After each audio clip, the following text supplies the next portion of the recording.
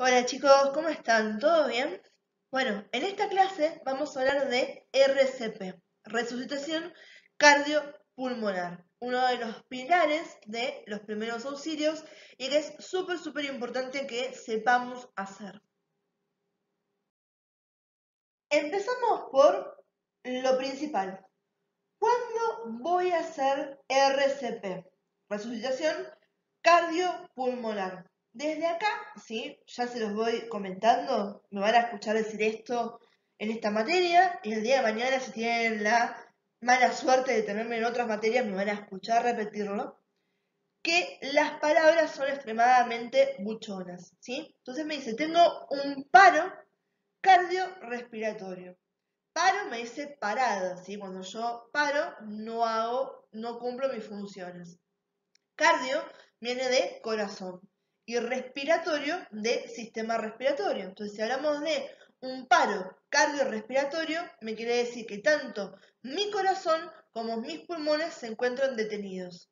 Si mis pulmones están detenidos, mi víctima no respira. Y si mi corazón está detenido, entonces mi víctima no tiene pulso, ¿sí? ¿Cuándo hago RCP? Cuando mi víctima no respira y cuando mi víctima no tiene pulso, por lo que está en parada cardiorrespiratoria. ¿Cuál es la definición textual de qué es un paro cardiorrespiratorio? Es la interrupción potencialmente reversible, o sea que si yo intervengo a tiempo puedo volver a la normalidad, que sucede de forma brusca, inesperada, ¿sí? Donde la circulación y la respiración espontánea cesan, se interrumpen, ¿sí? Entonces, interrupción potencialmente reversible, brusca, inesperada de la circulación y la respiración espontánea. Eso es un paro cardiorrespiratorio, ¿sí? Explicado lindo, por definición de texto, yo se los expliqué al principio a lo criollo, que es lo que ustedes tienen que también entender bien, ¿sí? Y poder aprovechar toda la información. Me dice paro cardiorrespiratorio. Paro, todo el mundo sabe, si estoy de paro, quiere decir el bondi está de paro, no me lleva a el laburo porque no me sube, ¿sí? No va a pasar el colectivo, ¿sí? Cardio de corazón, respiratorio, sistema respiratorio. Entonces, si está de paro el corazón y el sistema respiratorio, las funciones principales, ¿cuál va a ser? El sistema respiratorio, que respiremos. Y del corazón, que el corazón lata para poder hacerme circular la sangre, ¿sí? Por lo tanto, ¿qué es un paro cardiorrespiratorio? Es la interrupción de la respiración y de la circulación. No funcionan mis pulmones, no funciona mi corazón. ¿Qué pasa cuando yo no respiro y yo no tengo pulso? Voy a tener un déficit en la oxigenación de los tejidos, en el aporte de los nutrientes y en la retirada del desecho de metabolismo celular. Que esto algo hablamos, ¿sí? En la clase de valoración de la víctima, donde habíamos comentado lo que era la perfusión. Y yo les comenté cuáles eran las funciones de la sangre, ¿sí? Acá, de vuelta, ¿sí? La respiración a mí me sirve porque me está haciendo ingresar oxígeno y me está permitiendo eliminar dióxido de carbono, que si se mantiene mucho tiempo a nivel de la sangre, ¿sí? Me lleva a problemas en lo que es el metabolismo interno, ¿sí? El medio interno de la sangre y de la persona, ¿bien? Y el oxígeno que es necesario para que yo pueda vivir. Entonces, si yo no estoy obteniendo oxígeno, estoy eliminando dióxido de carbono, estoy en problema y eso es responsabilidad de quién? De los pulmones. Ahora, después, si no está circulando la sangre, que es responsable de que esta circule, es el corazón con esta función de bomba, ¿sí? Con cada latido, no voy a estar recibiendo ni ese oxígeno, esos gases que transportaba la sangre, ni los nutrientes que también transportaba la sangre, ¿sí? Por lo tanto, los tejidos empiezan a sufrir esta carencia o este déficit de oxígeno, este déficit de los nutrientes y además que me empiezan a acumular todos los desechos de productos metabólicos, de cómo están funcionando esas células, ¿bien? Que no la puede retirar tampoco esta sangre, que era una de sus funciones. ¿Bien? Ahora, ¿qué pasa cuando se mantiene ese déficit, ¿sí? De oxígeno, de nutrientes y esa permanencia de los desechos del metabolismo celular en los tejidos? Las células empiezan a morir, ¿sí? Porque de vuelta a lo que habíamos comentado, si yo no como, si yo no respiro y me quedo lleno tapado de basura, me muero, ¿sí? A las células les pasa lo mismo, pero a nivel muy chiquitito, ¿bien? Ahora, ¿cuál es una de las cosas que nos preocupa a nosotros y que tenemos que estar atentos? ¿Sí? No todas las células van a tener el mismo grado de resistencia. Y lamentablemente las neuronas, que son unas células extremadamente importantes, ¿sí? Que forman el tejido nervioso, que el tejido nervioso está formando parte del cerebro, de todo lo que es el sistema nervioso, ¿bien? Son extremadamente sensibles, ¿sí? A la falta del oxígeno, ¿bien? Se considera que hay un periodo entre 4 y 8 minutos que si la pueden aguantar y pasados los 8 minutos ya esa carencia de oxígeno empieza a provocar la muerte de las neuronas, ¿sí? Y empieza a dejar secuelas que son irreversibles, donde se me murieron las neuronas, ¿sí? No las puedo recuperar. Bien, se murió y se me está muriendo, por ejemplo, una parte del cerebro. Depende de dónde esté teniendo esa lesión o de qué grado de esa lesión, cuál va a ser el grado de la secuela que va a tener esa víctima. Cuando hablamos de secuela es qué pasa a posteriori de que sucedió la afección de la que estamos nombrando. Si yo me quedo sin oxígeno, estoy sufriendo hipoxia, ¿sí? Depende de cuánto tiempo estuve sin oxigenación, ¿qué voy a tener después de forma secular? ¿Sí? Quizás el día de mañana, ¿sí? Yo tengo una afasia, o sea que no voy a poder hablar como corresponde. Y eso es porque hubo un daño a nivel de mi cerebro, ¿sí? O cualquier otro tipo de secuela que uno pueda imaginar. Bien, separemos los tantos para poder entenderlos un poquito mejor, ¿sí? Habíamos hablado paro cardiorrespiratorio, para el corazón, para los pulmones. Cuando hablamos de parada respiratoria, estamos hablando del cese, o sea que se detiene la respiración espontánea, ¿bien? Y cuando yo no respiro, eso me lleva a un déficit de ¿quién? De la oxigenación. ¿Qué pasa cuando yo no recibo oxígeno? Acuérdense, empiezan a morir las células. Se considera que desde el momento que uno entra en parada respiratoria, tenemos aproximadamente 2 minutos útiles que han quedado todavía en el organismo de oxígeno disponible para que el corazón continúe latiendo, ¿sí? Por eso yo les comentaba cuando habíamos visto el tema de valoración de la víctima y cómo era ese cronograma de las jerarquías y cómo teníamos que ir siguiendo esas preguntas iniciales, sí o no, acuérdense, que yo podía tener una víctima que estuviese en paro respiratorio, pero que todavía tenga pulso. Entonces, en ese caso yo no hacía compresiones torácicas. Lo que iba a hacer era respiraciones de rescate. Esas respiraciones de rescate, ¿sí? Quizás eran suficientes para que esa persona recobre la respiración espontánea y lo sacamos de esa parada respiratoria. Ahora, yo no tenía mucho tiempo, ¿bien?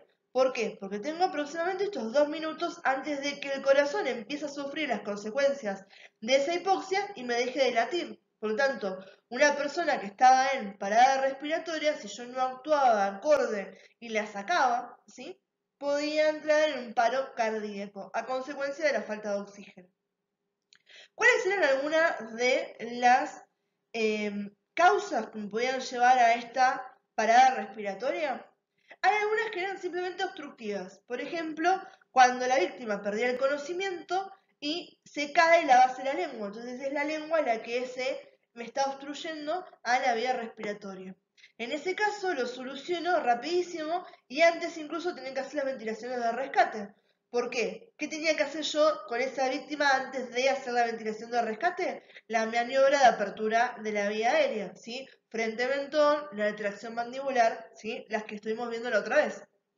Entonces, de esa manera puedo llegar a, ¿sí? Recuperar la respiración espontánea. Otra cosa que me puede llevar a una pérdida, ¿sí? De la respiración espontánea o esta parada respiratoria es que yo tenga traumatismo, ¿sí? Una lesión a nivel de la cabeza, a nivel del cuello o a nivel del tórax, ¿sí? Puedo tener una obstrucción de la vía aérea que ya no sea a raíz de la lengua, pero que sea, por ejemplo, algún objeto, ¿sí? Algo que me lleve al ahogamiento, ¿bien? Ya sea la asfixia en realidad, cuando yo tengo, por ejemplo, o agua en los pulmones o si me tragué algo que no está pasando y me quedo ahí tragando, ¿sí? Y no deja pasar aire hacia la vía respiratoria, ¿sí? Donde ahí una de las cosas que podemos hacer es, ¿sí? Tratar de desalojar ese cuerpo extraño, ¿sí? O desalojar el agua, que después vamos a ver ahogamiento, ¿sí? ¿Qué hacemos cuando está pasando eso? Y de esa manera podemos también recuperar la respiración espontánea antes de que la víctima me entre en paro. Otra cosa que voy a tener es una crisis asmática o una crisis alérgica, ¿sí? Donde ahí yo puedo hacer algunas cosas para poder compensar, pero realmente la resolución va a ser en base a la aplicación de un medicamento, ¿sí? Si yo no tengo, por ejemplo, una epinefrina cuando está teniendo una reacción alérgica, lo que se llama una anafilaxis, eso progresa llevándome a la que es la edematización, o sea, donde se está acumulando líquido en los tejidos y eso hace que aumenten de volumen y se me cierre, ¿sí?, el espacio que yo tengo a la luz de la vía respiratoria, ¿sí? Eso lo voy a poder mejorar ¿con qué? Con medicación. Y en el caso de las crisis asmáticas lo mismo, ¿sí? Con el famoso PAF o los que son los broncodilatadores, ¿sí? Ahí lo que estoy teniendo, ¿sí? El asma es una reacción alérgica exacerbada, ¿sí?, crónica que pueden tener los pacientes o las víctimas, ¿sí? Donde de vuelta empiezan a generar mucho moco y se empiezan a inflamar las vías respiratorias y eso hace que sea más dificultoso que pase el aire, ¿sí? Entonces eso lo resuelvo con medicamentos, ¿bien? Y después también tengo el tema de las intoxicaciones, ¿sí? Una intoxicación me puede llevar, ¿sí?, a una parada respiratoria. Y acá de vuelta hay un tema sobre si depende sobre cuál es el tóxico que está eh, generándome esta parada respiratoria, realmente cómo yo lo voy a poder sacar adelante a esa víctima. Si voy a tener que darle, por ejemplo, oxígeno, si es que tengo una intoxicación por dióxido de carbono, ¿sí? O si se intoxicó con alguna otra cosa que está teniendo este efecto de que tiene parada cardiorrespiratoria, ¿sí? Ahora no me interesa entrar en las patologías ni entrar demasiado en las causas, esto es para que tengan una idea en general de qué me puede llevar a la parada respiratoria. En realidad no es una sola causa la que nos puede generar eso, sino que hay un montón de cosas que me pueden llevar. Lo que me interesa a mí ahora en este punto, ¿sí? Después va a tener fisiopatología, va a tener hermosas clases de fisiopato para poder ver esto en detalle. Lo que me interesa acá es que ustedes puedan saber bien cuál es una parada respiratoria y la importancia que tiene y la relación que tiene la parada cardiorrespiratoria con la parada, ¿sí? Perdón, la parada respiratoria con lo que es la parada cardíaca, ¿sí? Esto es esos famosos 2 minutos de los que estábamos hablando. Por eso es algo que después se los voy a repetir. Tiempo es vida, ¿sí? Sobre todo cuando hablamos de salud. Tiempo es vida, recuerden esa frase. Bien, y cuando hablamos de parada cardíaca, lo que estamos teniendo es el cese de los movimientos cardíacos normales, ¿sí? De esos dos movimientos que me conformaban un latido, ¿sí? La contracción o sístole y la dilatación o diástole, ¿sí? Acuérdense que ustedes cuando vieron, ¿sí?, signos vitales y la toma de la tensión arterial, vieron, ¿sí?, lo que era la tensión diastólica y sistólica. Tienen que ver con estos momentos en el ciclo cardíaco, ¿sí? En eso que me conforma un latido donde se contrae, se dilata el corazón. Entonces, ¿qué pasa? Cuando tengo una parada cardíaca, no tengo movimiento. El corazón es algo que está siempre en movimiento y ahora paró, ¿sí? No se mueve más. Entonces, cuando el corazón no late, el corazón está en paro, inmediatamente tengo una parada de la circulación y también tengo una parada de la respiración. Si el corazón no late, no respiro, ¿sí? ¿Cuáles son las causas más comunes de esta parada cardíaca en las cuales tengo un cese del movimiento cardíaco y de la circulación? ¿Sí? Voy a tener que, puedo hablar de un infarto, ¿sí? O puedo hablar de un problema de conducción eléctrica. ¿Bien? Cuando uno habla de un infarto, estamos hablando de que se produce una obstrucción a nivel de a un nivel de uno de los vasos que está llegando, dándole oxígeno y nutrientes al corazón. Por lo tanto, parte del corazón, ¿sí?, generalmente el miocardio, por eso están diciendo ahí infarto de miocardio, ¿sí?, o IAM, ¿sí?, infarto agudo del miocardio, que seguramente lo han escuchado nombrar de esa manera.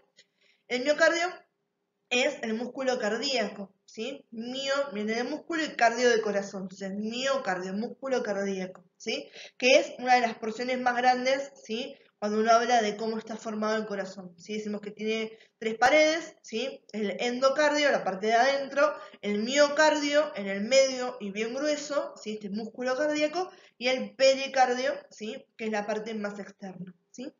Entonces, ¿qué pasa? Este miocardio, que es el músculo más grueso y el músculo que tenía esa función de contracción, que es lo que me está llevando al movimiento del corazón, tiene que estar vascularizado, se tiene que estar recibiendo aporte de sangre y tiene que estar siendo drenado por las venas para que todas sus células, ¿sí?, musculares estén en funcionamiento y estén vivas, bien, haciendo sus funciones. Si yo tengo una obstrucción a nivel de una de las arterias que me está llevando sangre al miocardio, toda esa parte, ¿sí?, todo lo que se considera el territorio de esa arteria, o sea, toda la sección de tejido que iba a recibir los nutrientes y el oxígeno que venía en la sangre, va a empezar a morirse, ¿sí?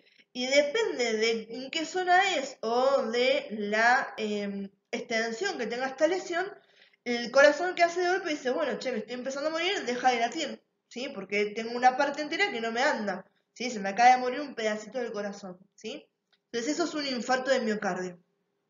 Cuando hablamos de problemas de conducción eléctrica, el corazón, ¿sí?, no es que late así nomás. Hay todo un sistema de conducción del impulso eléctrico dentro del corazón. Y tiene un orden, ¿sí? Tenemos que empieza en el nódulo sinusal, después va al nódulo auriculoventricular, a las de His, a los fascículos derecho e izquierdo, las famosas fibras de Purkinje, y de esa manera, ¿sí?, hace que se contraigan las aurículas, que son las cavidades superiores del corazón, y que se contraigan los ventrículos, que son las cavidades, ¿sí?, inferiores del corazón. Esto en los gráficos que ustedes pueden ver comúnmente. En realidad, las aurículas son posteriores y los ventrículos son anteriores, ¿sí? Tienen 4 cavidades el corazón, 2 aurículas y 2 ventrículos, ¿bien? Que se contraen en forma sincrónica. ¿Por qué? Porque hay un impulso eléctrico que pasa por ello, ¿sí?, y hace que las células estas, ¿sí?, se contraigan y después, ¿sí?, vuelvan a su estado normal de relajación, ¿sí? Y eso me hace que se mueva el corazón. ¿Qué pasa? ¿Qué les dije recién? Todo este impulso eléctrico tiene un orden de cómo va yendo, ¿sí? Y tiene un ritmo. Si ustedes van y se escuchan, ven que tienen tutum, tutum, tutum, ¿sí? Van latiendo, ¿sí? Y uno tiene un ritmo cardíaco, ¿sí?, que uno puede saber cómo está latiendo el corazón. Incluso cuando late rápido o late lento, igual se hace tutum, tutum, tutum, pero hace el mismo tutum que estamos hablando para que se entienda, o hace tum, tum, tum, pero de vuelta es el mismo ritmo. Depende de la frecuencia lo que me está cambiando, si estoy hablando que tiene una taquicardia, ¿sí?, o no, por ejemplo. Bien. Entonces, cuando hay alguna disfunción en esa conducción eléctrica, lo que decimos es que hay una arritmia. El corazón pierde el ritmo, ¿sí? Entonces, en toda esa secuenciación que estábamos nombrando recién, hay algo que me falla en el camino y la transmisión de ese impulso nervioso no está dándose como corresponde. ¿Qué pasa muchas veces cuando hablamos de problemas eléctricos? ¿Sí? Si yo tengo en corto, ¿sí?, el portalámpara de casa, ¿qué hace? Pumba, ¿sí? Explota, ¿sí?, y me salta la térmica y me quedo sin luz. En este caso pasa lo mismo, cuando el corazón tiene una arritmia que le está molestando mucho, ¿sí?, en cómo está llevando a cabo este proceso de contracción y dilatación para generarme el latido, bien, lo que hace es me lleva a una parada, ¿sí?, cardíaca. Entonces, cuando hablamos de infarto, estamos hablando de un problema de obstrucción, y cuando hablamos de paro cardíaco, ¿sí?, en sí, estamos hablando de este problema de conducción eléctrica, que viene a razón de una arritmia, que es esta pérdida del ritmo en la transmisión del impulso eléctrico en el corazón. Ojo que no todas las arritmias me llevan al paro cardíaco. Van a ver que hay pacientes o hay personas que han tenido pequeñas arritmias a lo largo de toda su vida, pero se las tienen que ir controlando. Si una persona que ya sabe que tiene una arritmia, está abonado a ir al médico cardiólogo, ¿sí?, y a hacerse chequeos bien continuos para ver si eso progresa o si tienen que hacer algún tipo de intervención para que no avance o para mejorar las condiciones de vida de la persona, ¿sí? Entonces, no piensen que es una arritmia que sí me muero, ¿bien? Pero cuando hablamos de los paros cardíacos, ¿sí?, por este problema de conducción eléctrica, todos empiezan una arritmia, ¿sí? Seguramente ustedes van a escuchar, tengo arritmia ventricular, arritmia, ¿sí?, etcétera, ¿sí? ¿Qué quiere decir? Fuera de ritmo. Cuando no tengo ritmo, ¿sí?, pierdo el hilo y entonces, de golpe, pumba, entro en corto y paro, ¿sí? Entonces, Dos causas principales que teníamos son el infarto y los problemas de conducción eléctrica. De vuelta, ¿sí? Yo se los explico porque los que me quieren escuchar y tienen un ratito, ¿sí? Ya se van empapando de estos términos, ¿sí? Que los conocemos un montón de forma cotidiana, pero a mí en este caso esta porción de patología no me interesa que la sepan bien, sí me interesa que sepan decirme qué es el paro cardíaco, ¿sí? Que es la parada cardíaca en realidad, ¿sí? Y qué está pasando cuando el corazón no me late. Vamos entonces a la técnica de RCP. Fíjense ahí, cada latido cuenta. El tiempo es vida. Bien, vamos a hablar entonces de RCP. RCP son las siglas de reanimación cardiopulmonar. Y en este caso vamos a hablar de RCP básico, que es el RCP que yo puedo hacer en la vía pública, por ejemplo, como rescatista primario que está asistiendo a una persona que entró en parada cardiorrespiratoria, ¿sí? ¿Por qué les digo básico? Porque después yo tengo un tipo de RCP que son las maniobras un poco más avanzadas que yo llevo a cabo cuando tengo al paciente bajo techo hospitalario, ¿sí? Donde ya tengo acceso a otros elementos, ¿sí? A medicación y otras maniobras para realizar en el sanatorio o en el hospital, ¿bien? Eso no lo vamos a ver ahora. Después cualquier cosa, el que quiere algo de información de eso o tiene curiosidad, me pregunta y lo podemos charlar, pero no es lo que entra dentro de lo que es la cursada, ¿sí? Entonces, cuando hablamos de qué es la reanimación cardiopulmonar, vamos a decir que tenemos un conjunto de maniobras, o sea, un conjunto de cosas que yo tengo que hacer para lograr que el corazón vuelva a latir y que los pulmones vuelvan a hacer este intercambio gaseoso, ¿sí? Que llamamos respiración, ¿sí? En este caso, estas maniobras yo lo estoy haciendo con mis propias manos, ¿sí? Frente a situación de paro cardiorrespiratorio. Entonces, una víctima que no respira y que no tiene pulso, ¿sí? Si yo estoy acá hablándoles ahora y venís a querer hacerme RCP, no es lo correcto, porque no lo necesito, me puede llegar a lastimar, me pueden mandar a una parada cardiorrespiratoria si ahora me están haciendo compresiones, ¿sí? Entonces, estas maniobras que vamos a ver no se practican en los compañeros, ¿sí? Yo no voy a practicar las compresiones ni en mi novio, ni en mi amigo, ni en mi perro, ni en el vecino, ni en mi peor enemigo, solamente en los muñecos de RCP, ¿sí? Con la almohada, ¿sí? Con objetos inertes, ¿sí? No hago RCP en personas, ¿sí? O en animales, en nadie que esté vivo, ¿sí? Si no lo necesita, ¿sí? Atención a eso. ¿Bien? ¿Cuál es el objetivo de RCP? Justamente restituir o sustituir la función que se encuentra ausente en la víctima para facilitar una recuperación posterior.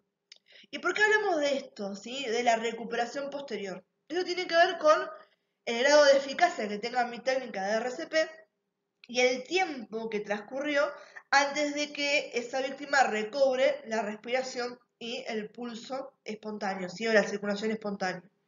Hay una curva de Drinker, se llama, ¿sí? Que me está relacionando el tiempo que transcurre con la víctima en parada cardiorrespiratoria y las posibilidades que tiene de supervivencia. Fíjense en que me lleva solamente 10 minutos y miren cómo me está disminuyendo completamente esa curva. No es una pendiente, o sea, yo tengo un changüí de tiempo, ¿sí? Donde realmente estoy dentro de un 100 a un 75% de efectividad y de probabilidad de supervivencia. Pero pasados los 5 minutos, ¿sí? A ella estoy por debajo de un 25%, ¿sí? Cuanto más me acerco a los 10 minutos, más me acerco a un 0% de probabilidad de poder recuperar a esa víctima. ¿Bien? Ojo con esto, ¿sí?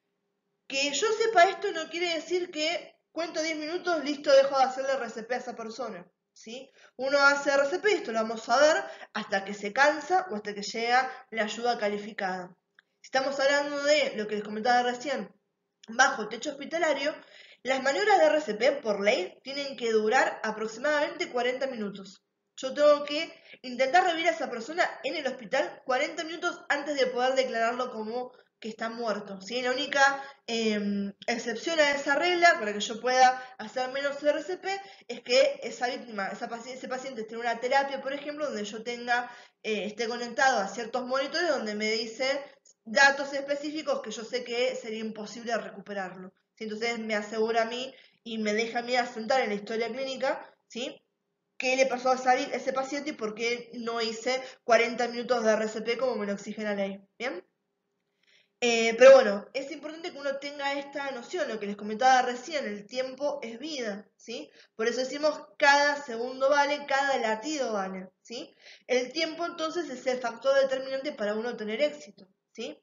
Las posibilidades de supervivencia van decreciendo dentro de los primeros 10 minutos. Yo tengo que tener noción de esto, ¿sí? Por eso les comentaba cuando vimos todo lo de valoración, que la valoración se hace rápido, porque yo no tengo mucho tiempo si detecto que esa persona está en parada cardiorrespiratoria para poder iniciar estas maniobras y sacarlo adelante, ¿sí? Entonces, toda esa valoración inicial de la víctima es a velocidad, ¿sí? El tiempo es súper importante cuando uno está aplicando estas técnicas. Ojo que eso no quiere decir que lo hagamos mal. Uno tiene que, de vuelta, practicarlo esto, lo tiene que conocer, saber, hacer bien antes de animarse a hacerlo con una persona, ¿sí? Porque realmente vamos a estar bajo presión, bajo tiempo, ¿bien? Entonces tenemos que saber bien qué es lo que tenemos que hacer y por qué lo estamos haciendo. Eso es súper importante. El tema de no repetir los conceptos porque sí, uno tiene que entender el por qué. Bueno, hago, ¿sí? RCP y hago compresiones sobre el esternón. ¿Por qué? Porque ahí atrás está el corazón, ¿sí? Y porque además el esternón me está pudiendo bancar la presión que yo estoy haciendo sin que se quiebre fácilmente, ¿sí? Hago RCP con el talón de la mano y con mis dos manos una sobre la otra. ¿Por qué? Por un tema de distribución de la fuerza, ¿sí? Entonces, si ustedes entienden el por qué, después el tema de lo que están hablando y cuáles son las características salen solas, ¿sí? Entonces, entiendan el por qué, no se queden solamente con repetir. Y si hay algo que no se entendió, me preguntan y lo vemos. Pero acuérdense que esa va a ser la clave para entender bien y para el día de mañana no olvidarse de estos conceptos. Que hablando de RCP es una de las cualidades, no, es una de las cosas, ¿sí? Que uno puede tener en su arsenal de conocimientos, uno de los conocimientos, eso es lo que les quería decir, que es extremadamente útil para nuestra vida cotidiana, ya sea el día de mañana como profesionales, como en nuestra vida diaria, ¿sí? Yo no estoy exenta de que a mi viejo le agarre un paro cardíaco, ¿sí? O que a mi hermano, ¿sí? O mi mejor amigo, ¿sí? Entonces, de esa manera está muy bueno poder tenerle en nuestras manos la posibilidad de salvar una vida, ¿sí? Lo tenemos que hacer con qué? Con conciencia de saber qué es lo que estamos haciendo. Pregunta de examen. ¿Yo hago RCP de la misma manera en todas las víctimas que pueda tener? No. Voy a tener que adecuar mi técnica de RCP, o sea, este conjunto de maniobras que vamos a ver, dependiendo de la edad y la contextura de la víctima a la que yo estoy asistiendo, ¿sí? Cuando hablamos de la edad, bien forma netamente a los años que tiene la persona, separamos en cuatro franjas. Separamos en los que son los recién nacidos y lactantes, cuando están desde el nacimiento hasta el año de vida. Separamos en niños, cuando van desde el año de vida hasta los 8 o 13 años. Separamos en adolescentes de 8 o 13 años a 20 años más o menos. Y hablamos de adultos a partir de los 20 años y hasta los 72, donde de 72 a 90 se consideran adultos mayores y después de los 90 los famosos gerontes.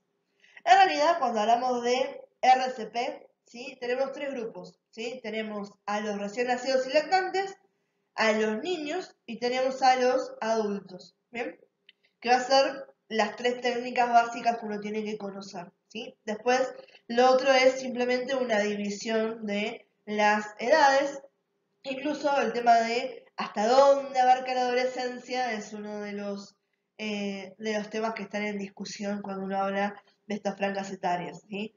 Pero bueno, tengan en cuenta que lo principal de esta diapositiva no es que ustedes recuerden a rajatabla la distribución de las edades, sino que sepan esto que les comentaba recién, que yo mis maniobras de RCP las voy a tener que ajustar a dos cosas. A la edad de la víctima, ¿sí? ¿Y por qué decimos la de la víctima? Porque generalmente la edad me está condiciendo la estructura o la anatomía, la fisiología, la fisonomía en realidad de la víctima, ¿sí? Un bebé recién nacido tiene un tamaño y unas condiciones que no tienen nada que ver con las proporciones o condiciones de un adulto, ¿sí? Un niño tampoco. Entonces yo voy a tener que ajustar mis maniobras para no generarle daño a ninguno de ellos y que realmente lo que esté haciendo sea efectivo.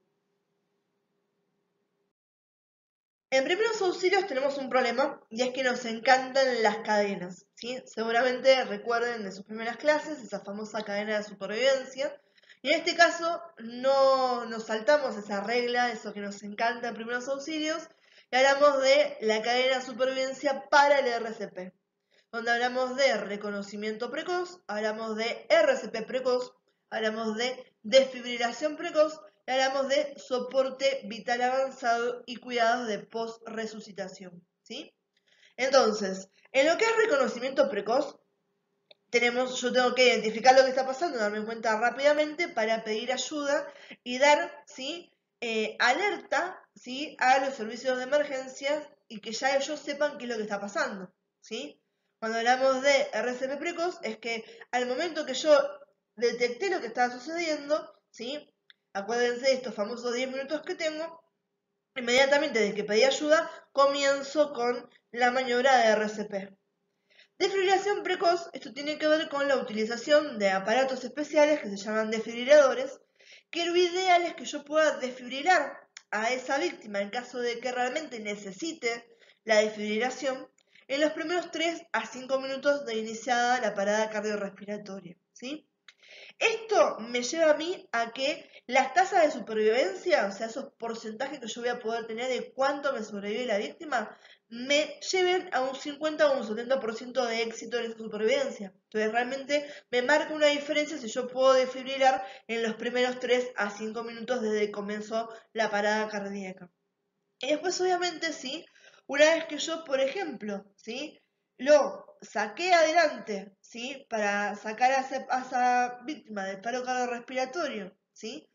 Lo que voy a poder hacer es, ¿sí? Continuar de una forma más avanzada, bajo techo hospitalario, con medicación y con otros elementos, las maniobras de RCP avanzado, o en el caso de que ya me hayan salido del paro esa persona, yo llevo a cabo las maniobras que permitan, ¿sí?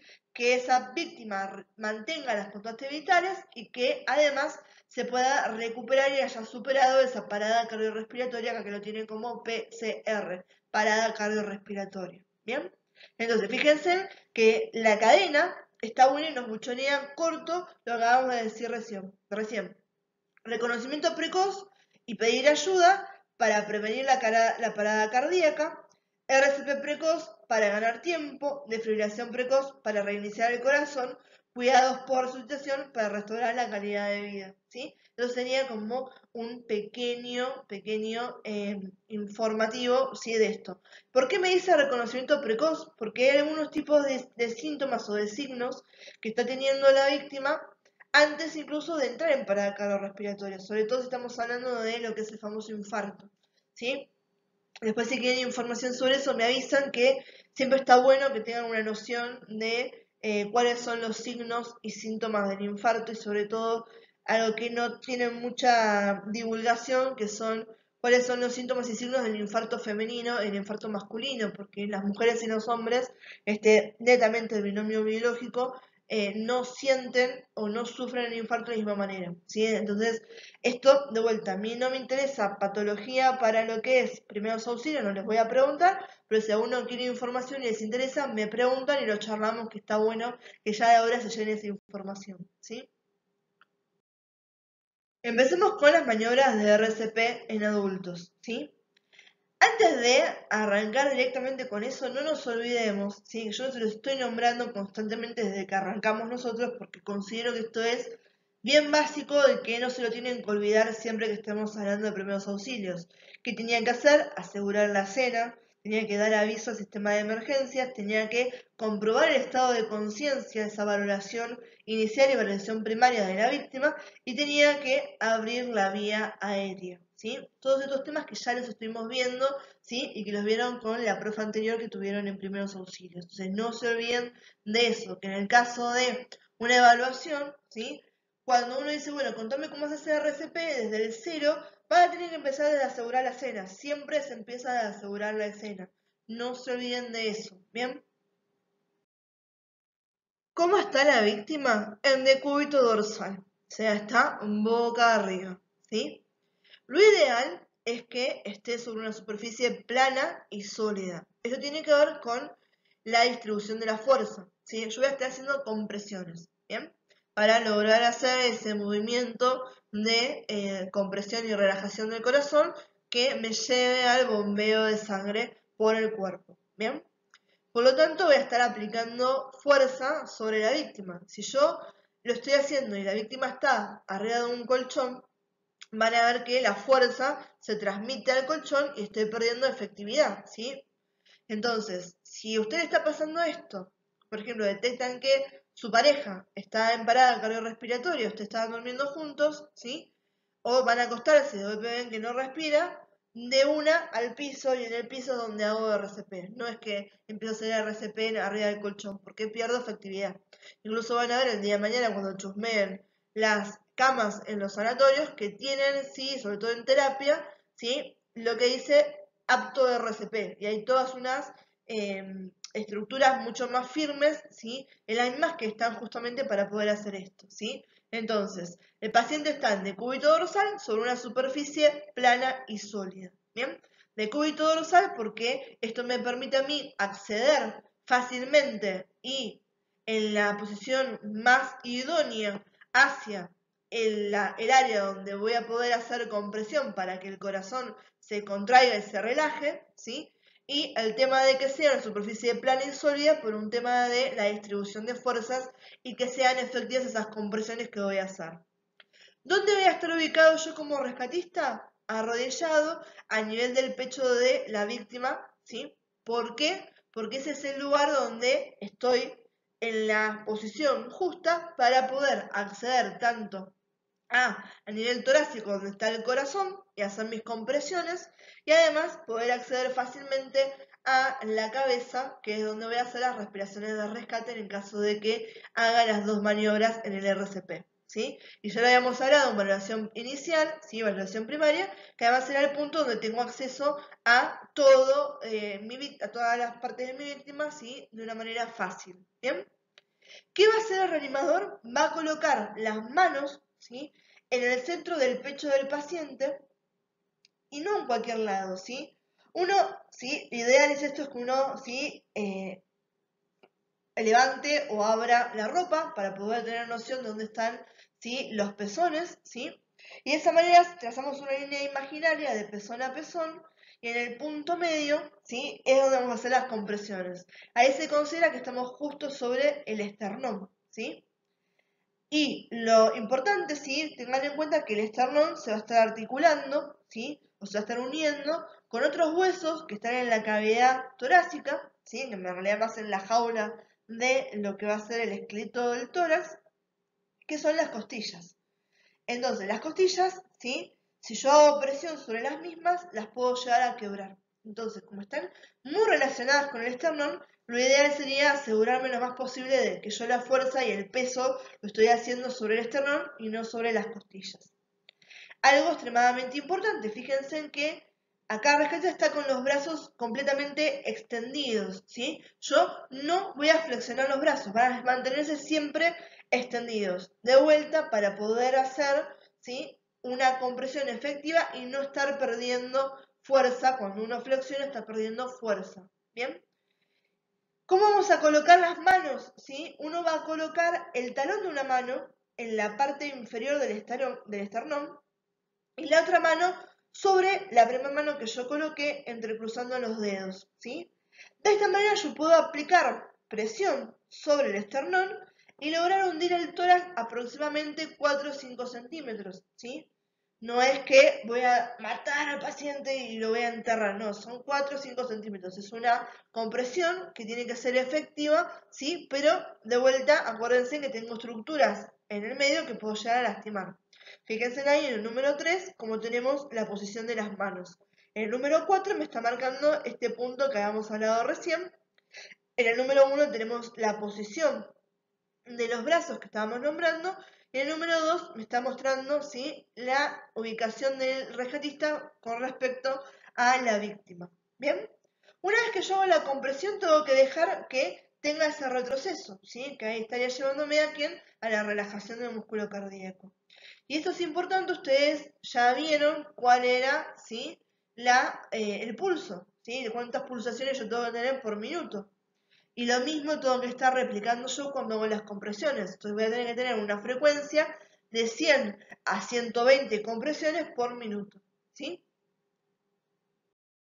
Bien, recibimos el panorama general de qué voy a tener que estar haciendo, ¿sí?, cuando hago RCP. Vamos a desglosar eso en partecitas para que no se nos pierda ningún detalle y realmente entendamos bien, ¿sí?, todo lo que estamos haciendo. Bien, cuando hablamos de ubicación, lo que tenemos acá en pantalla, ¿sí?, que me está marcando ahí bien en blanco en el centro, es este hueso plano impar, tenemos uno solo, que se ubica en el medio del tórax, al que llamamos esternón, ¿sí? El esternón está formado por tres porciones. Una porción inferior, que se llama apéndice o apófisis sifoides, el cuerpo del esternón, y una porción superior, que es lo que se llama manubrio del esternón, ¿sí? Entonces tenemos manubrio, cuerpo y apófisis o apéndice sifoides. ¿Dónde tenemos que hacer la fuerza nosotros? Sobre el cuerpo del esternón, ¿bien? Entonces, cuando hablamos de la ubicación, tenemos diferentes parámetros para darnos cuenta dónde va a estar este esternón y dónde estamos haciendo la fuerza. Podemos tomar de referencia a la apéndice o apófisis sifoides, que eso tenemos que ser un poco más cancheros para poder lograr palparla, ¿sí? Y sabemos que de ahí nos llevamos a 2 dedos por arriba de la apófisis sifoides y ahí es donde vamos a poder hacer entonces la compresión. 2 dedos o 2 centímetros. Yo digo 2 dedos porque no van a sacar una regla y medirlo. Entonces, aproximadamente, ¿sí?, con 2 deditos van a ver que se cumple esa relación que necesitamos. ¿Bien? Entonces, ahí estamos en una cuestión de, bueno, longitudinalmente, ¿sí?, ¿para dónde voy a estar? Cuando yo quiero hacer la transversal, para hacer la intersección, donde tengo que poner mis manos, voy a tomar voy a tomar de referencia una línea imaginaria que va a ir de pezón a pezón, ¿sí? Entonces, de esa manera, ¿sí?, yo hago pezón y pezón en este punto medio donde está el esternón, 2 centímetros por arriba de la apófisis sifoides, ¿sí? Ese es el punto donde yo voy a hacer las compresiones, ¿sí? ¿Dónde estoy? En el esternón. ¿En qué parte del esternón? En el cuerpo del esternón. ¿Y cuál es mi objetivo cuando estoy haciendo las compresiones acá? 2 objetivos tengo. El principal y el primordial es que de esa manera voy a poder estar comprimiendo efectivamente al corazón, que se ubica en relación posterior al esternón. Y punto número 2, voy a estar evitando generarles daños a estos huesos que son las costillas, que si yo le genero mucha presión, si bien son huesos que resisten bastante y que su función como huesos planos es de protección, si yo estoy haciendo esa fuerza, que es la compresión, y más con el nerviosismo y todo lo que puede conllevarme cuando estoy haciendo RCP, las puedo quebrar. Y cuando yo tengo un hueso que se quiebra, puedo tener una hemorragia, y estos huesos además, ¿sí?, y yo sigo con el movimiento, puedo hacer que de esa fractura se movilicen internamente y me perforen algún órgano interno. Entonces no es chiste el tema de quebrarle las costillas a la víctima. Muchas veces van a ver que incluso cuando se hace de forma perfecta el RCP, la víctima tiene lesiones, pero vamos a lo mismo, uno prioriza qué cosa, la vida sobre la función y sobre el miembro. ¿Bien? Entonces, la ubicación, 2 centímetros por encima del apéndice o apófisis sifoides, la línea imaginaria entre ambos pezones, sobre el esternón y sin aplicar presión sobre las costillas. Presten atención a la imagen que tienen de referencia y dónde está la manito, ¿sí?, sobre ese hueso blanco que está representando al esternón. ¿Cómo pongo las manos? ¿De cualquier manera? No. Tengo una posición que ya está diseñada y que me permite a mí de vuelta poder transmitir la fuerza necesaria y no perder la fuerza que estoy haciendo para que las compresiones sean efectivas, ¿sí? Entonces yo voy a colocar el talón de mi mano, ¿sí?, en esa posición que hablamos recién en este centro del tórax de la víctima, ¿sí? ¿Qué mano voy a utilizar? Depende de mí. Yo soy diestra, quiere decir que utilizo mi mano derecha de forma más dominante. En estas situaciones yo tiendo siempre a poner, ¿sí? La primera mano que voy a colocar va a ser mi mano derecha. Entonces, el talón de mi mano derecha va a ser la que voy a colocar sobre el esternón de la víctima en este punto medio del que hablamos recién en el tórax. Ahora, mi otra mano, ¿sí? No va a ir al lado, sino que va a ir sobre esta mano, porque realmente yo quiero poder concentrar mi fuerza en un punto, ¿sí? Y de vuelta, por eso estoy aplicando solamente el talón. Esto ya lo vimos nosotros cuando hicimos el zoom, pero para que de vuelta, si están enganchando esto nada más y no lo vieron, entiendan que es una cuestión de transmisión de fuerza. Si yo pongo toda mi mano, la fuerza se va a estar dividiendo en el área completa de mi mano, en el área completa que está abarcando mi mano sobre el tórax de la víctima. Yo quiero hacer las compresiones bien arriba del corazón para que toda esa fuerza que estoy haciendo se la lleve el corazón y sea una compresión realmente efectiva, ¿sí? Que es el principio que yo les había comentado de esa ilusión, ese truco callejero de la persona que se acuesta sobre una cama de clavos, porque tiene, ¿sí? Cientos y cientos de clavos que cada uno de ellos distribuye el peso para que no atraviese a la persona. Si esa persona apoya todo su peso sobre un único punto, ahí les aseguro que ese clavo lo atraviesa, ¿sí? Completamente. ¿Bien? Entonces acá lo que estamos queriendo hacer es, la cama de clavos no, queremos a un solo clavo que atraviese a la víctima. No, no atraviesen a la víctima, ¿sí? Hagan compresiones efectivas. ¿Bien? Entonces, coloco el talón de mi mano en la posición que habíamos hablado anteriormente, ¿sí? En el tórax de la víctima, sobre el cuerpo del esternón, 2 centímetros por arriba de la apófisis tifoides y a la altura del punto medio entre, ¿sí? Esta línea imaginaria que estoy trazando de pezón a pezón. Mi otra mano la coloco sobre la mano que apoyé primero en mi talón, ¿sí? Y entrecuso mis dedos, ¿sí? De una mano con la otra, ¿sí? Como lo están viendo ahí en el dibujito de la pantalla, ¿sí? Y solamente el talón, ¿sí? De mi mano inferior, de la mano que esté abajo, ya sea la derecha o la izquierda, va a ser lo que está en contacto y lo que está apoyando sobre el esternón. El resto va a estar elevado de vuelta para que la transmisión de fuerza sea en esa área bien precisa del talón de mi mano sobre el esternón, ¿sí? Además de el tema de la fuerza, ¿qué dijimos recién? Que era importante que las compresiones sean directamente sobre el esternón para poder evitar lesiones, ¿sí? De las costillas. Ese tamaño que tiene justamente el talón de mi mano se condice bastante con el diámetro, ¿sí? O sea, cuánto tiene de ancho el esternón. Si yo aprieto toda mi mano, ya estoy por fuera del esternón y estoy haciendo también presión sobre las costillas que las voy a tener articulando ahí con este hueso. ¿Cómo va a estar mi cuerpo en relación a la víctima? ¿Sí?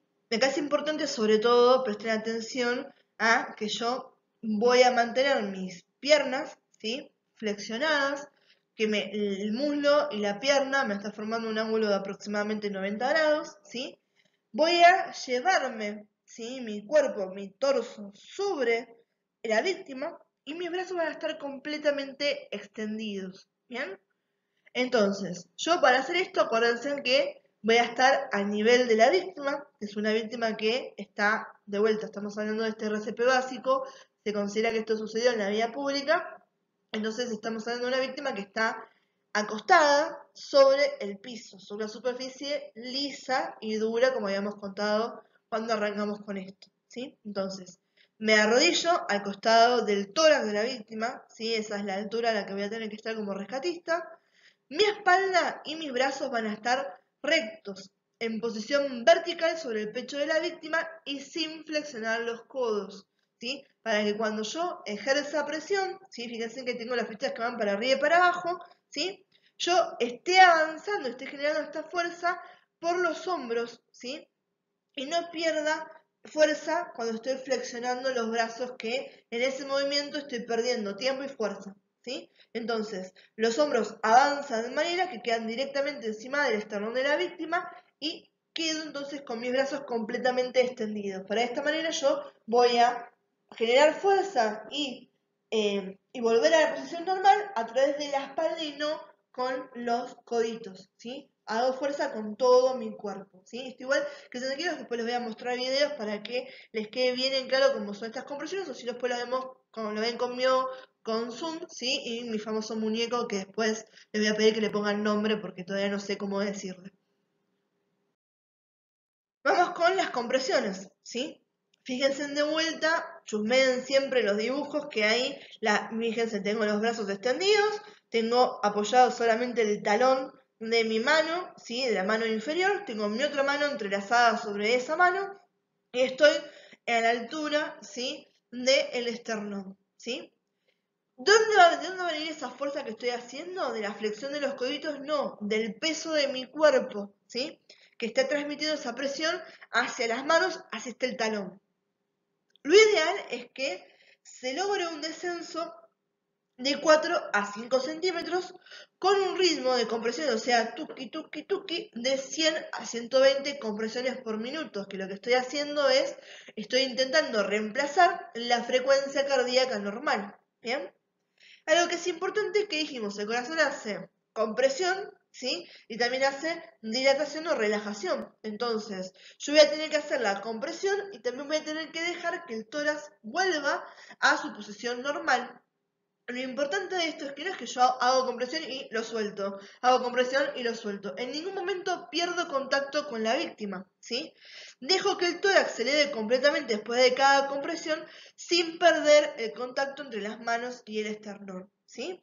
Y lo ideal, esto estamos hablando de que hay una frecuencia que yo la tengo que mantener. Entonces, voy a tener que usar al mismo tiempo en la compresión que en la relajación, ¿sí? Fíjense, tum, tum, tum, tum, tum, tum. Sí, después les pongo también que hay un montón de temas que dicen que uno puede tener en la cabeza, ¿sí? Para saber bien cuál es el ritmo, ¿sí? El que se me acuerda ahora, que no se los voy a cantar, no los voy a torturar de esa manera, es ese que se llama Staying Alive, ¿sí? De los Bee Gees.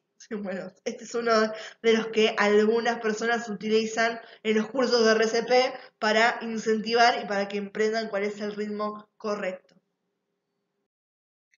Bien, frecuencia. Fíjense, ahí tenemos a GIF animado, ¿sí? Tiene las manos, ¿sí? Entrelazadas, no me está flexionando los codos, está, ¿sí? Su torso sobre lo que va a ser la víctima. La víctima está en la superficie dura, ¿sí? Tengo un pequeño colchón, pero dura, ¿sí? Y lisa. Y está a la altura del esternón, ¿sí? En ese punto medio de esa línea imaginaria entre ambos pezones. ¿Cómo son las compresiones ininterrumpidas? ¿Sí? La ideal, ¿sí? Lo que me va a marcar a mí la diferencia cuando hablamos del RCP y que se ha demostrado esto, es que las compresiones torácicas efectivas son realmente lo que me marca la diferencia, ¿sí? En la supervivencia de la víctima. ¿Bien? Entonces, lo que tengo que hacer es minimizar las interrupciones de las compresiones torácicas.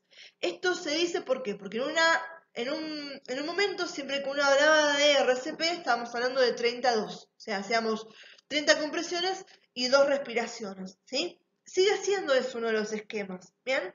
Pero, por ejemplo, lo ideal sería que si hay más de más de un reanimador presente, ¿sí? Y se hacen esas intercalados también el tema de las respiraciones y las compresiones.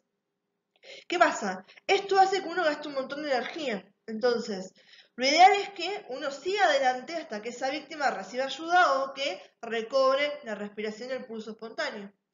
Si pasa bastante tiempo, ¿sí? Incluso no hace falta que pasen 10 minutos, ¿sí? Si uno hace realmente 3 minutos de compresiones, van a ver cómo ya se empieza a sentir el cansancio y que no estamos rendiendo como cuando empecé.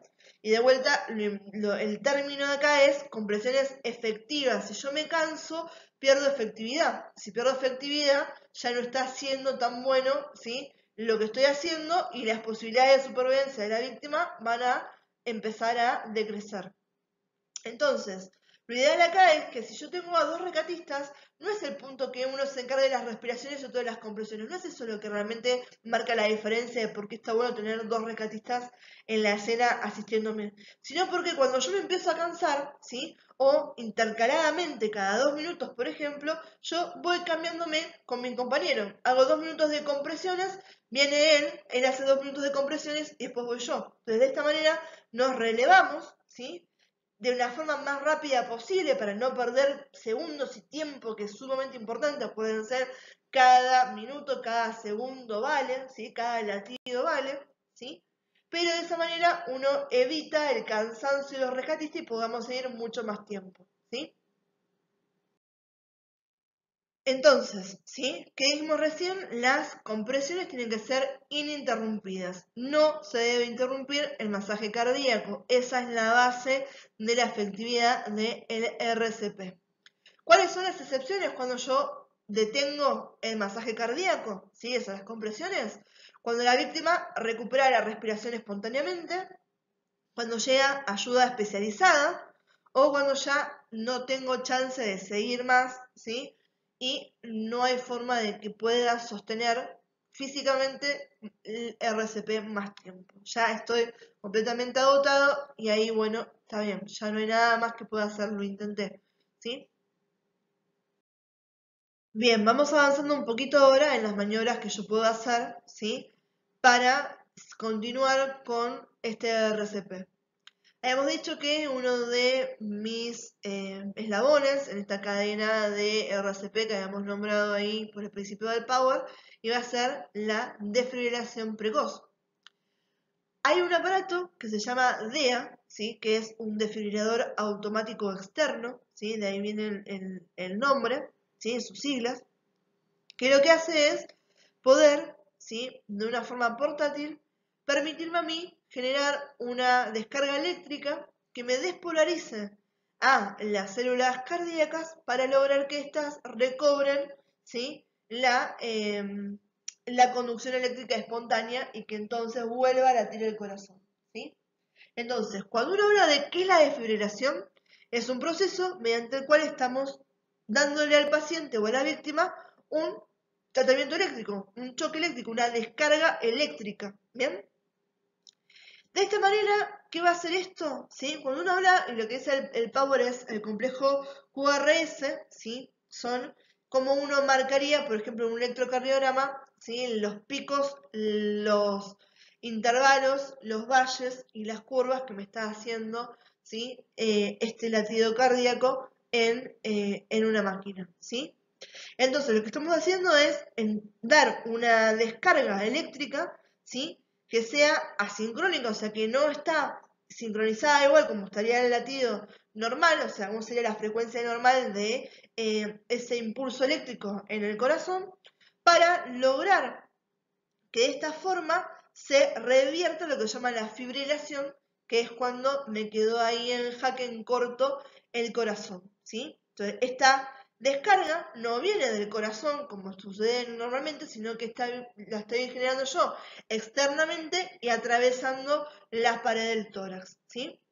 ¿Qué pasa entonces con este choque eléctrico asincrónico a lo que sería ese complejo QRS, que es la forma en que se está transmitiendo el impulso eléctrico a nivel del corazón, ¿sí? Lo que hace es que se despolarice simultáneamente todas las células del miocardio, que son las que me estaban haciendo la conducción del impulso eléctrico.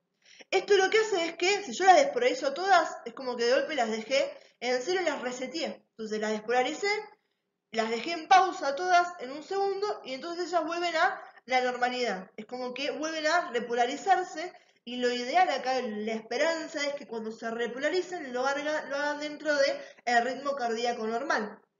Entonces, si yo tuve éxito en esa desfibrilación, ¿sí? Y pude volver a resetear, para decir una manera de un término que conocemos nosotros, a esas células miocárdicas, después de esto retoman ellas el ritmo normal, ¿sí? Cuando retoman el ritmo eléctrico normal, el corazón empieza a hacer la contracción y la relajación en su ritmo normal, empieza a haber circulación y acabo de sacar a esa víctima de esa parada cardíaca de la que estaba en un principio. Algo importante, sí, ya lo habíamos hablado en el Zoom que tuvimos la clase pasada, pero de vuelta me viene bien esta imagen para que ustedes los vean, es, primero, esto que está acá es el corazón, sí, esa forma rara tiene el corazón que nada tiene que ver a cómo lo dibujábamos en el margen de las hojas del colegio cuando suspirábamos por algún chico o chica o por los dos, ¿sí? Entonces, el corazón tiene una dirección, ¿sí? Esta sería la línea media, y fíjense que se ubica hacia la izquierda de la línea media. Acá arriba estaría el esternón, ¿sí? Fíjense, estos serían los pezones, porque decimos que una línea imaginaria, ¿sí? A esta altura estaríamos justo sobre el corazón. Y como decimos que tiene una disposición hacia la izquierda de la línea media, acá fíjense que lo que estoy teniendo son las paletas que están colocadas en un adulto. Fíjense en dos cosas para chusmear. Uno, como todo y la mayoría en realidad de los implementos que uno puede utilizar para RCP, van a tener indicaciones que son bastante claras para que incluso una persona que no esté altamente entrenada las pueda llegar a utilizar. Si chusmean acá, esta paleta ahí rojo, ¿sí? Me dice que las tengo que colocar sobre esta estructura que es el pectoral derecho de la víctima. Y esta de acá, que sería la paleta que estoy colocando sobre la línea axilar, línea media axilar, me está marcando dónde tiene que ir, ¿sí? Entonces, la idea es que yo coloque de este lado, hacia la derecha de la víctima y hacia el costado, en lo que es la línea media axilar, para que de esta manera la descarga se dirija, pumba, de esta manera. ¿Qué estoy haciendo eso? Fíjense que estoy atravesando, como tengo acá este rayo, completamente la estructura del corazón. Desde la superficie posterior, que serían las aurículas, hasta la punta del corazón, que es el vértice donde tengo la unión de ambos ventrículos, que son las cavidades, ¿sí?, anteriores o inferiores que nosotros veíamos del corazón, ¿sí? Entonces, eso es lo que quería aprovechar esta imagen para nombrarles. Igual ahora lo vemos un poquito más en detalle. Bien, veamos entonces cuáles son los pasos que yo tengo que hacer o llevar a cabo cuando voy a querer utilizar a estos desfibriladores, a los DEA, ¿sí? El DEA es una máquina, entonces mi punto número uno va a ser qué cosa, encenderlo. Yo tengo que encender el DEA para que este entonces me empiece a dar las instrucciones de qué tengo que hacer. El DEA me habla, ¿sí? Tiene programadas instrucciones de voz que van guiando al operador frente a los pasos que tiene que hacer para asistir a la víctima, ¿sí? Vamos a ver que el día tiene dos paletas, ¿sí? Estas paletas que a veces tienen cuatro, un conjunto, ¿sí?, de un par para adultos y un par para chiquitos. Tienen diferente tamaño las paletas, ¿sí?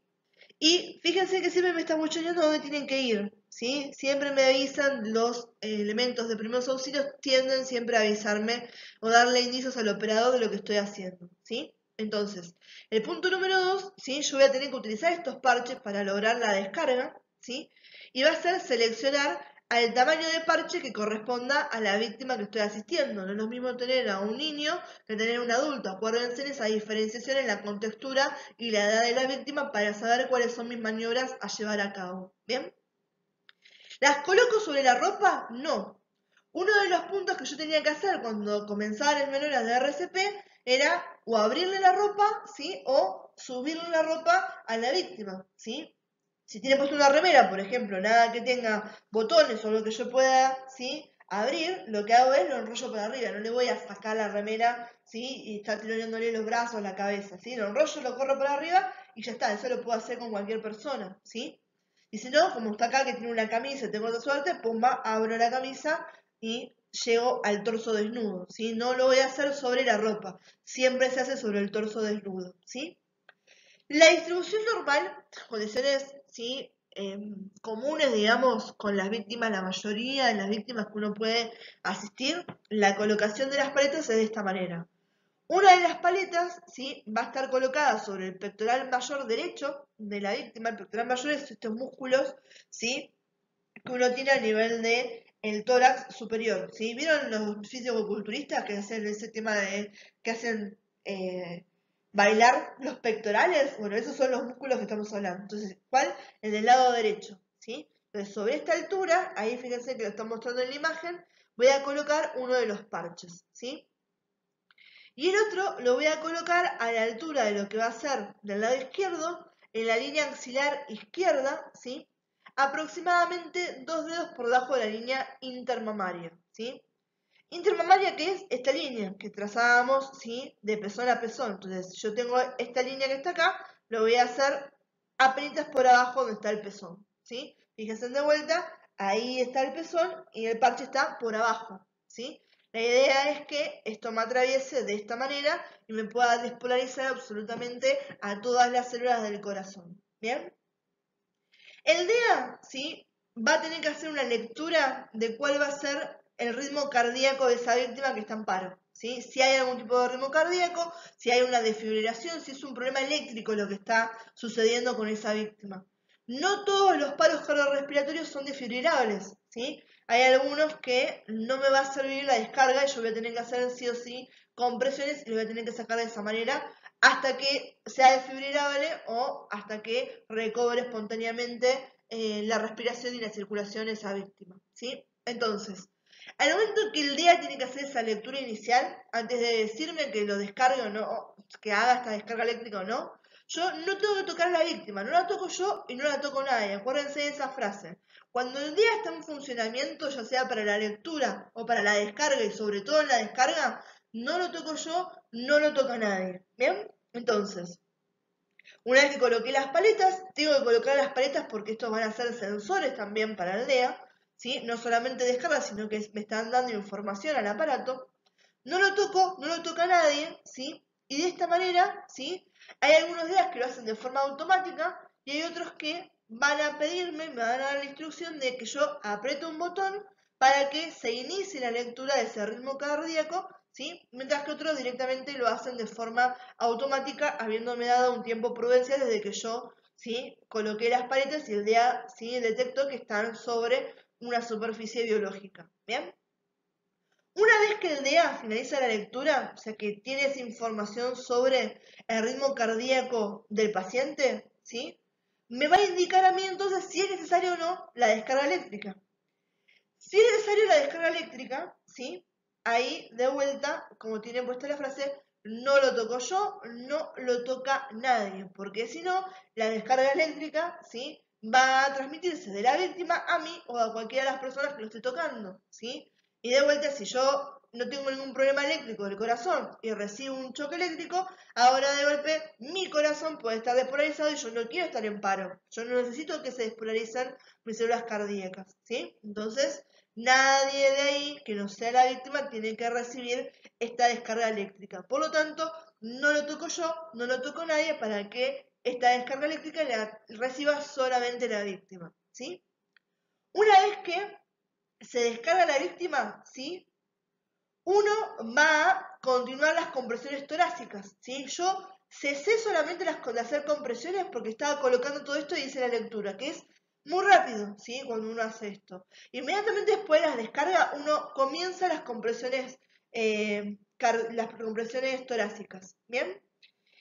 Y si no era necesario realizar la descarga, que yo hice la primera lectura y el día me dijo que no era un ritmo desfibrilable, yo tenía inmediatamente ahí, antes de haberlo descargado y sin descargarlo, seguir con las compresiones torácicas. ¿Bien? Bien, ahora empezamos con una variante de RCP que es aplicada a los lactantes o los recién nacidos. Bien, algo que es importante y que va a cambiar muchísimo, además de ciertas otras cosas que vamos a ir nombrando, es que como lo encare yo, tiene que ver mucho si estoy sola con el bebé o si hay alguien más en casa. En el caso de que yo esté sola, ¿sí? Se recomienda que uno por lo menos dé 2 minutos de RCP antes de incluso de pedir ayuda. Es como que tenemos que actuar de inmediato, ¿sí? Para sacarlo o darle, ¿sí? Un inicio y después sí pedimos ayuda. Bien, si hay un rescatista o alguien que nos puede dar una mano de pedir ayuda mientras hacemos las maniobras de RCP nosotros, obviamente un rescatista hace de RCP y el otro de forma inmediata va a ir a pedir ayuda, ¿sí? Otra cosa que tiene esto es que a veces la ayuda está en, bueno, quizás no es el teléfono, ¿sí? Y yo puedo pedir ayuda y además que me asistan saliendo de mi casa con algún vecino, si vivo en un departamento. Entonces muchas veces la forma en que uno le puede ir haciendo RCP al bebé, ¿sí? Mientras me voy movilizando, siempre y cuando los tengamos bien en nuestros brazos, ¿bien? Parecido como lo tiene la mujer acá en la foto número 2, la que está más abajo. Entonces yo puedo ir haciéndole RCP a la criatura mientras me voy moviendo hacia la puerta, donde me voy acercando, ¿sí? Hacia donde haya gente, si además estoy completamente sola, ¿bien? Si no, obviamente uno siempre lo va a colocar al bebé sobre una superficie que sea sólida y sea lisa, el piso o una mesa, ¿sí? Lo saco de la cunita, lo saco de arriba de la cama, de vuelta como hacemos con los adultos, ¿sí? Entonces eso es importante. La primera diferencia la tenemos en cómo se pide ayuda y depende si estamos solos o acompañados, ¿bien? Entonces, o lo colocamos en una superficie rígida o lo sostenemos firmemente con un brazo, si me estoy moviendo, ¿bien?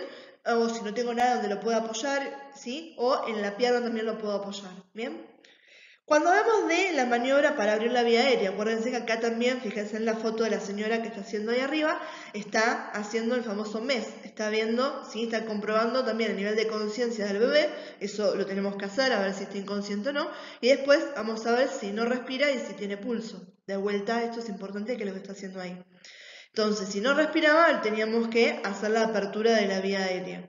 Acá podemos hacer una ligera elevación de la mandíbula, parecido a lo que era la maniobra de frente mentón, nada más que acá no vamos a llevarlo, traccionarlo tan arriba, vamos a pasarlo a una posición neutra, ¿sí? No hacia atrás de todo como hacíamos con los adultos, sino es apenas una elevación, ¿sí? Entonces, tiene que estar en posición neutra la cabeza del bebé, lo hacemos con una pequeña elevación de la mandíbula, de vuelta siempre sobre superficies óseas. Y lo primero que hacemos, y que esto es muy común en los chiquitos, es comprobar si hay una obstrucción de la vía aérea por la presencia de un cuerpo extraño, que muchas veces, ¿sí? Eso es lo que está haciendo que el bebé no respire, y con poder sacarlo podemos ahorrarnos todo el problema que tiene, ¿sí? Después vamos a ver pegado a esto lo que son las maniobras de Heimlich, ¿sí? Que justamente nos sirve para poder lidiar con esas obstrucciones.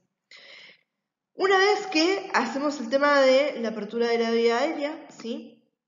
Anteriormente se decía que se comenzaban con las respiraciones de rescate.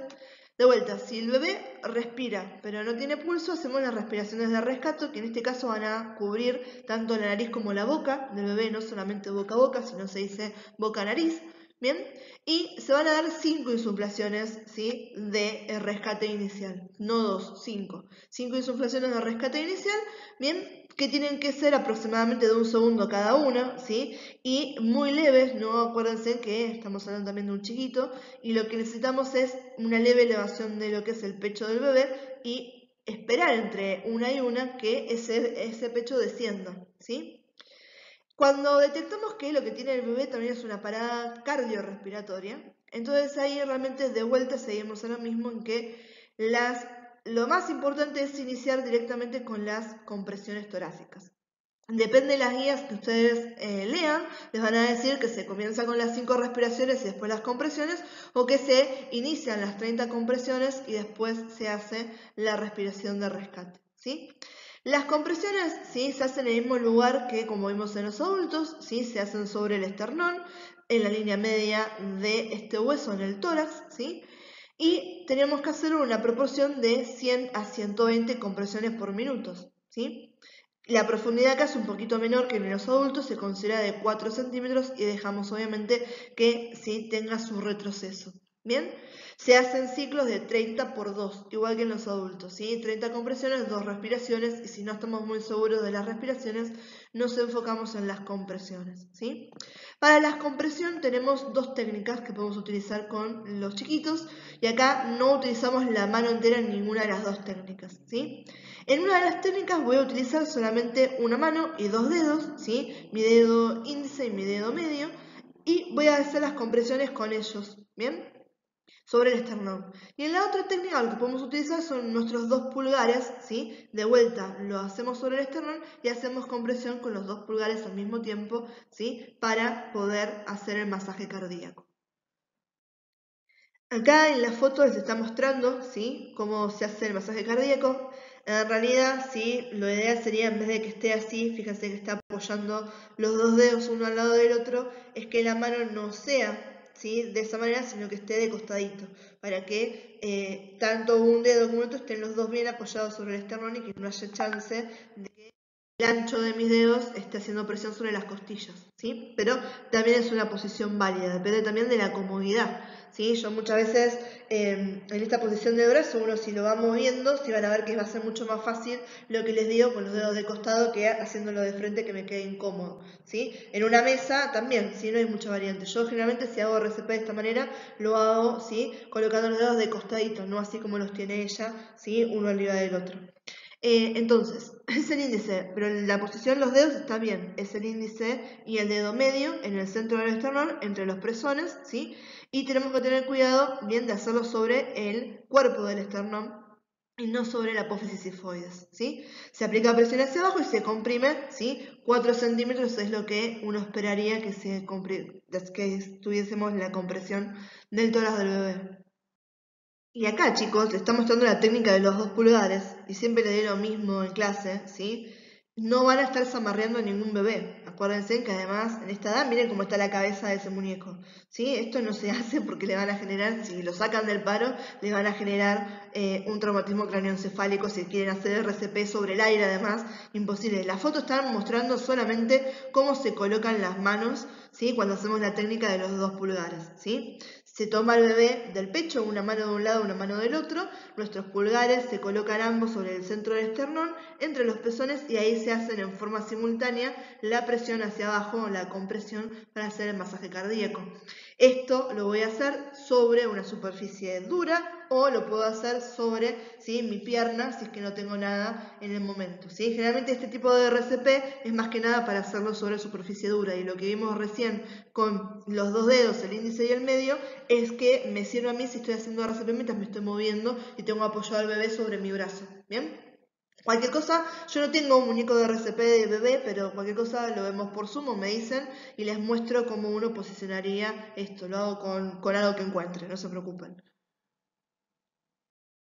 Cuando hablamos de RCP en niños, ¿sí? Acá es importante el tema de el tamaño de la criatura, ¿sí? Fíjense que ahí tenemos a 2 tamaños chiquititos, ¿sí? Uno que es más grande y otro que es más chiquito. Si es un niño pequeño, de contextura pequeña, las compresiones se van a hacer con una sola mano, ¿sí? Obviamente apoyando solamente el talón de la mano, ¿sí? Y de esta forma estamos haciendo las compresiones, ¿sí? Entonces, niños pequeños se realiza con una sola mano, en la misma posición y de la misma manera que en adultos, ¿sí? Pero como son pequeños, uno hace un poquito menos de fuerza, por eso es solamente una mano y no las dos, ¿sí? Estamos comprimiendo, ¿sí?, 1/3 de profundidad del tórax de la víctima, ¿bien? En adolescentes o que ya son niños un poco más corpulentos, como está mostrando ahí hacia la derecha, hago las compresiones exactamente igual y lo puedo utilizar con ambas manos como hacíamos en los adultos, ¿sí? Entonces acá la diferencia está en la contextura. Niños que son más menudos, ¿sí?, más chiquititos, lo hago con una sola mano, y los que son, ¿sí?, más grandes o adolescentes lo hago con 2 manos, al igual que hacían los adultos. Lo que me va a cambiar en cuanto a las compresiones y los ciclos cuando uno marca el tema de compresión y respiración es que si estoy sola y yo soy la única que está haciendo la reanimación, voy a hacer 30 compresiones y 2 respiraciones de rescate. 30 y 2 es la proporción. Si somos 2 reanimadores en niños, ¿sí?, lo ideal sería 15 compresiones y 2 respiraciones, ¿sí? Pero esto es una cuestión de que hacemos 15 y 2 porque al ser 2 personas tenemos más chance de hacerlo mucho más rápido que cuando estoy yo sola y tengo que movilizarme, ¿sí? Si no, si estoy sola, siempre 30 a 2, ¿bien? Cuando hablamos de las respiraciones, esto es muy parecido a los adultos, ¿sí? Hacemos la apertura de la vía aérea, ¿sí?, la inclinación de la frente hacia atrás, la elevación del mentón, ¿sí? Acuérdense también el tema de la sospecha de lesión cervical. Se tapan las fosas nasales con los dedos índice y el pulgar para poder hacer las insuflaciones, y en los niños, a diferencia de los lactantes, volvemos a hacer como en los adultos, respiración boca a boca, ¿sí? Acá les dice, bueno, si no tengo las máscaras, bien, o la barrera de protección, puedo utilizar un pañuelo, ¿sí? De última, si no tengo nada de lo que es, bueno, antes de hacerlo boca a boca directamente, puedo poner un pañuelo intentando hacer la barrera, ¿sí? O poner un medio antes de este intercambio de aire y de fluidos, ¿sí? Si estoy haciendo respiraciones, ¿sí?, acá se hacen de vuelta en los chicos, ¿sí?, solamente respiraciones de rescate, 5 respiraciones iniciales, ¿sí?, siempre de 1 segundo de duración cada uno, ¿sí? Y atención, de vuelta, que como los lactantes, esta indicación de que no tenemos que tomar demasiado aire, no es que yo voy a hacer y le voy a dar todo el aire, no, es, ¿sí?, una respiración cortita de rescate, es simplemente necesario para que insufle el tórax y vuelva a bajar en condiciones normales, ¿sí? Si no estoy seguro de la respiración, ya se les dije un montón de veces, no hago solo compresiones. Este cuadrito está bueno para que nos marque las diferencias entre los niños y los lactantes, ¿sí? ¿Cómo comprobamos el nivel de conciencia? De vuelta, estímulos verbales y dolorosos, tanto para uno como para el otro. La apertura de la vía aérea hay una diferencia. En los niños hacemos frente mentón igual que en los adultos y en los lactantes hacemos una pequeña elevación del mentón para conseguir una posición neutra, ¿sí? No tanto como cuando estamos haciendo frente mentón en esa maniobra para adultos y para niños, ¿sí? ¿Cómo comprobamos la respiración? De la misma manera, el famoso voz, ¿sí? Veo, oigo, siento, o miro, escucho, siento, ¿sí? Menos de 10 segundos, acuérdense que esto es rapidísimo, ¿sí? Chequear el nivel de conciencia y chequear esto es rápido, inmediato, ¿sí? Con el tema de las compresiones torácicas, ¿sí? En los niños y los lactantes siempre se intenta que sea 1/3, nada más que en centímetros, en los niños es de 5 centímetros aproximados y en los lactantes de 4, pero porque el diámetro es menor, ¿sí?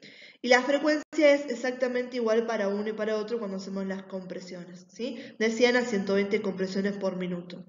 ¿Qué me cambia acá? El tema de las compresiones en los niños. Recuerden que dependiendo de la contextura, si eran chicos chiquititos, ¿sí? Menudos, hacemos con una sola mano, ¿sí? Y serán niños más corpulentos o adolescentes, hacíamos con 2 manos, al igual que en los adultos. Y los lactantes, las técnicas de compresión podían ser con 2 dedos, ¿sí? Con el índice y con el dedo medio, o podían ser con ambos pulgares, siempre sobre el esternón a la altura de los pezones, ¿sí? La mitad del pecho. Las técnicas de ventilación en los niños era boca a boca, igual que en los adultos. En los lactantes es boca a boca nariz, ¿sí? Yo cubro tanto la nariz como la boca del lactante cuando estoy dando las insuflaciones. Y cuando hacemos la secuencia, ¿sí? Si iniciamos con ventilaciones de rescate, son 5 ventilaciones de rescate de 1 segundo de duración de cada uno para ambas franjas etarias, para niños y para lactantes, y luego las compresiones siguen en proporciones 30 a 2, 30 compresiones y 2 ventilaciones, ¿sí? En el caso de no estar seguro de las ventilaciones, iniciamos directamente lo que son las compresiones. Y esto para que tengan una noción, ¿qué hacemos cuando finalizamos RCP en general? Ponemos en posición lateral de seguridad, ¿sí? Acuérdense que si la víctima recupera espontáneamente la respiración, entra entonces en la posición lateral de seguridad, esta que ya la venimos viendo y charlando hace rato. Bien chicos, espero que se haya entendido. Saben que cualquier tipo de duda o de consulta, 100% disponibles para ustedes a través de todas las vías de comunicación, ¿sí? Los dejo entonces descansando con esto que ya fue bastante largo. Nos vemos en la próxima clase.